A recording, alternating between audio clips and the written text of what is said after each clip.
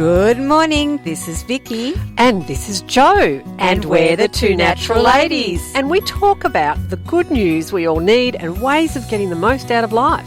We help people with practical, uplifting ways we can all make a difference. And we're striving for better, not perfect. And we love a good laugh. Please enjoy the show. You're with the Two Natural Ladies and we have Kathy Shaw. Welcome, Kathy. Hello, how are you this morning, Vicky and Jo? We're wonderful. Thank you for asking. Yes, yes. Now, Kathy and her husband have a vehicle repair shop, Bentley Automotive, and Kathy and I work together at a weekly networking group, and I love the things that Kathy tells us each week, and sometimes she brings in very dirty bits of equipment. And I love the little dirty bits of equipment because then Kathy tells us what it is and why it's so dirty and why we need to go and get it fixed so that it doesn't get so dirty, because then our cars don't work so well. That's right, I know. I think it's funny because workshops are a bit of a closed-off environment and you really don't know what's going on in your car under the engine. So that's what I try and show, that when we're saying, oh, this needs to be replaced, that's why it needs to be replaced. Because you can't see that it's dirty and you can't see that it's got rips or tears when it's under your car and you're in your nice clean seat at your driver's seat. Yeah, so you're not debunking, there's another word, but defrocking what goes on. Demystifying. Yeah, that's the word. I knew it was D something. Demystifying, right. Yes, that's great. So why did you get into the vehicle repair business? Oh, I started working part-time with my husband when the children were young and doing all the bookwork and things. And as time went on, I got a bit more confident. I just sort of moved to the front counter and I found I liked it. I like being around people. I don't like being stuck behind a computer. So I like chatting to people and talking to people, and I just like the environment. There's always so much happening, so much going on, different things to think about. It just appealed to me. And what do you enjoy about the industry that you're in? I think that I can help people. Everyone has a car. Everyone has a little niggling problem with their car. Well, not everyone, but I mean, it's something that everyone has in common. And a lot of things people now don't pay a lot of attention to. It's a very expensive asset, but it's just something that you use to get from A to B. And I just enjoy helping people because people only really come to us when they have a problem or they're desperate for a solution, and you can help people out, and that's really nice. And again, what you do is you educate us as well. You educate us on the benefit of getting your windscreen wipers changed and checking your air conditioner before it gets to summer, and just things that we may not think about that can make a huge difference to the running of the car, and in the end actually save us money. Yeah, well, that's right, because I mean, who enjoys spending money on something you don't see? If you think your car's running along okay and then you go for your annual service and you think, oh, it's a waste of money to go for my annual service. And so we sort of try to teach people that maintenance is important and it helps for your car to be trouble-free on the road, and it's preventative. So when people come in, we'll say, this is where your car sits. This is what you need to get done to keep you going trouble-free. And then perhaps, like you said, with the air conditioning, your air conditioning could be performing a bit better, but, you won't need to sort that out in Melbourne until October. You don't really need your air conditioning working as best as it can right now when we're going through, June, July, coming into July in our cold weather. So that's what we try and do, just space things out for people, keep everything as it should be with the vehicle and just, keep it as trouble-free as we can. Because it is so inconvenient when your car runs out of breaks down in the middle of nowhere and you've got to be somewhere in 10 minutes or whatever. So, yes, it makes absolute sense, both for financially and also convenience. And I think Vicky wanted to ask you about tips. Oh, I did. Well, I wanted to know if you did have a few tips for us, Kathy. I mean, maybe you could just tell us what you tell the folks at your networking meetings. I do think people do know their car. They drive in it every day. And if you do hear a squeak or a strange noise or you think, oh, that's different, you're probably right because you know your vehicle, and it's good to just go visit someone and see if there is something that needs to be taken care of. Sometimes, you know, you do have to wait for it to be a regular noise so people can find out what's going on. And I just think it's good to, well, another tip I have is in the winter, it's really good to use your air conditioning system because it really helps the air move around your car fast. So if you park outside and you get into your car and it's really cold, put your heating on, turn your heating up really high and your fans up really high, and then put your air conditioning on, and hot air will be moving around your cabin really, really quickly. And then you can direct all that hot air onto your windscreen and get your windscreen defrosted really quickly so you can see properly when you're driving down the road. And then as you go, you can settle all that down to a more comfortable 20 degrees that you want to sit at in your vehicle. So, so people think of aircon as just a summer thing, but it's something you can use all the time just to help you feel comfortable and to be safe in your vehicle.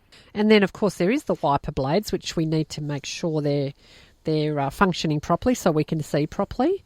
That's right. Well, that's something that you do see in your vehicle every day, isn't it? And they're there just to clear your windscreen, keep everything, stop your windscreen getting chipped. And sometimes they'll think, oh, it's making a few smears, but I can still see through that. That's okay. But you might get down to a bit of metal that'll scrape your windscreen, and then you have to replace it. So, so it's just important to keep on top of those little things, and then like you do with other things. Exactly. Yes. And then there's tyres. That's very important too. You want to make sure your tyres aren't bald when you're driving on the road. Oh, that's right. That's right. And it's really, we can help save you money with that.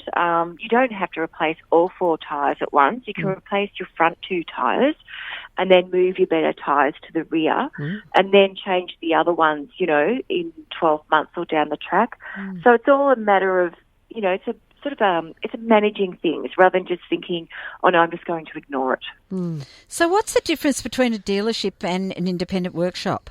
Well, we're an independent workshop and we can access all the dealership information on our computer databases.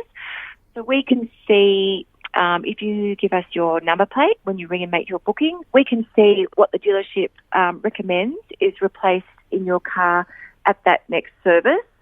And what we actually do is we look at what needs to be replaced and we see if it is due. We had a car come in actually last week and the man said, I need my brake fluid replaced and my fuel filter replaced. And we had a look and they were both perfectly fine. And Darren rang him and said, well, if this is my vehicle, your brake fluid is showing no signs of contamination and your fuel filter is clean. So you don't need to do it. So often when you go to a dealership, it's due on the time, so it's automatically done. Whereas we'll inspect and see if it needs to be done and if it can be, and we can just advise you that way. So we can save you money in that. We'll actually look at the vehicle and do what it needs rather than just doing what the requirements of the manufacturer in Germany say. Mm-hmm. And how's lockdown affected the trade? Well, in Victoria, we were unable to service vehicles for a lot of the lockdown, and then that was changed towards the end of the second lockdown that we had because people were in a position where they could void their vehicle warranty and by not getting their car serviced within their time frames. And, of course, safety is a huge issue. And there were quite active members of the industry lobbied the state government to say, when we come out of this lockdown in, October, everyone is going to be wanting to go and visit their families and be driving on the roads. So we really need some time to get vehicles in and get them repaired and get them serviced. So we had some very, very quiet months, which were difficult, but then we had a very, very busy time in the lead up to Christmas in September when everyone got out on the road again. So it's been very up and down for the last 12 months for the independent repairers, but but we're all getting there now. So what happens when you don't drive your car very often? Well, if you're not sort of looking at if you're not paying any attention to it, you might find it just sitting in the driveway, and then you go out, and what we're seeing now is a lot of battery issues because people may have accidentally left a door a bit loose or the glove box open, and so the battery's going flat. So we're getting a lot of battery issues at the moment, and it's just that one of those things that, when the oils aren't moving around the vehicle so much or the car isn't getting warmed up, just getting a bit stale. Some of the seals are getting dried under the engine. So it's important to keep your car moving and on the road just to keep everything lubricant. So just like we need to move, the cars need to move too. That's right. That's right. You don't want to be getting... We've all had a bit of sore shoulders from sitting over our laptops at home, haven't we? And it's the same with the cars. We need to get out and get moving. Yeah. So, I mean, I love what you're saying. I mean, the maintenance and preventative, and I mean, I like that, there's a knowledgeable woman there, who communicates. It's great. Yeah. It's again, I love it when Kathy comes along because it's not a usual thing to see women doing. Having said that, Kathy, when I was at school a few years ago, we actually did, myself and a number of us, we did a car maintenance course, and we were actually and it was all. I mean, I went to a boys and girls secondary school, and but it was just girls, and there's pictures of us in the paper which I found the other day. So it was good, but of course it would be useless now because the way the cars are created now is very different to way back then. I thought you could have got a job. I know. That's right. You got a job, Jo. Well, I was thinking of asking. I would just walk in and say, Darren, I did this car maintenance thing a few years ago. I'm good to go. Here's my toolbox. There's 3 scanners in it. Let me at it. That's right. Now, what's that thing there? Yeah. Oh, dear. Yes. Yeah. So we have a lot of computers now in the workshop and lots of things to help. So, things have changed. And some cars you don't even have a dipstick, so you can't check your oil. So really? things have changed. But it's good to just have a basic knowledge of what's going on with your vehicle because it's so important. It's such a part of our daily lives, isn't it? it is. So what do people do that don't have a dipstick? Such a good word. Where's your dipstick? Oh dear! It just a little light just comes up on the dash, and you have to go in and see someone and get the right oil selected, and get someone to play around with a few buttons and just figure around in your vehicle. I think that's a bit of a disservice actually to young men because, I used to, as a young woman, I was very impressed with my boyfriend at the time who used to, check the dipstick. He looked like he knew what he was doing. Now he can't. Hood up. Get that hood up, get the rag out. But I did the dipsticking. I knew what to do. I didn't need a man to do that. No.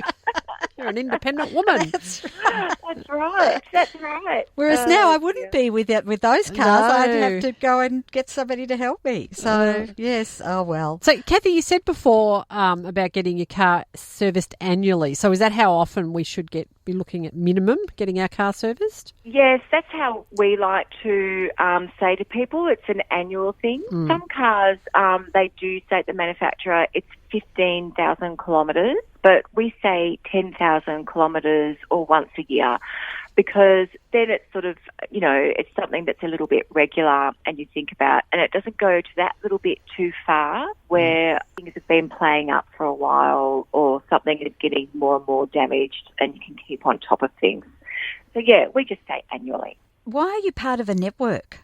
We're part of the Bosch network because we have some people around us, some like-minded people who are interested in the industry and going ahead with their businesses and with technology because so much is changing in the car industry. And then we always know if there's someone we need to talk to, or we know who a diesel specialist is, who a truck specialist is, who a four-wheel drive vehicle is, and who, like my husband, the auto electrician specialist is. So we have people we can talk to that we trust that can help us out. And, we're not so isolated on our own with our team of 5 at the workshop. So is that what you mean by there's so many changes going on? It's to do with that there's specialists now? Is that what you mean? Yeah, I think you do get specialised in a particular area or known, for working on particular vehicles or with particular problems. But there's so many varieties of vehicles and so many different parts and so many different things involved. And people have different cars for different reasons. People might have a diesel Land Cruiser for their annual trip around Australia. Then they might have their little car that they potter around the city with. And then they might have a vintage car or a toy car that they take out on the weekends. So people have different things, and it just means we can help everyone because we have a network around us who are experts in everything. So is it a more complicated industry than it was? Because I'm just thinking, my husband, a number of his friends were car mechanics, and they obviously had to go to school for a number of years and learn how to do it. But is it a harder thing to do now? Is it more complicated? Yeah, much more complicated. It's very complicated. And a lot of people think now, you just have to put a scan tool on and you get the solution. But it's not like that. You can put a scan tool on and get an indication of where you need to go and what happens next. Right. And then, and that's why that's what we do. We'll have a look. And then we'll say, well, that's the obvious thing to replace, but I need to quantify that by looking at something else. So instead of just following a system that the manufacturer's made and saying, right, I'm going to replace this part, and then I'm going to replace this part, and then I'm going to replace this part, you need to look at why it's happened and what's going on with the whole car. That's what we try and do. Yeah. So for people who go, oh my gosh, this woman's amazing, and which should be everybody really, and they want to find out where to come and see you, please tell us where they come. Yes, so we're just in Bentley East on East Boundary Road. We're Bentley Automotive Services, a Bosch car workshop. And, so we're quite central. And, we're open 5 days a week, Monday to Friday. And you've got a website and a Facebook page, and so there's lots of ways they can find you. Yeah, sure. You can just give us a call, the number, or send an email. And often people like to email at night. They don't like to get on the phone and chat during the day. Just text or email, and then we can look into things and help you out. Beautiful. And as we always do, we ask people for a song, and you've gone with the song Happy by Pharrell Williams. I'll ask you why. I think it's a pretty obvious reason, but why did you pick this song? Because it's all about attitude, isn't it, Jo and Vicky? Yes, it is. Yeah, and and if you're helpful to people and you're looking after people and you're listening to people, and you've got a good attitude, it all helps make the day go better. And it sounds like you're in your happy place when you're doing that. Yes, that's right, exactly. Thank you so much, Kathy. This has been wonderful and very, very interesting, and you've given us some great tips and ideas, and we've learnt quite a bit this morning. I was going to say tonight. I'm ready for bed.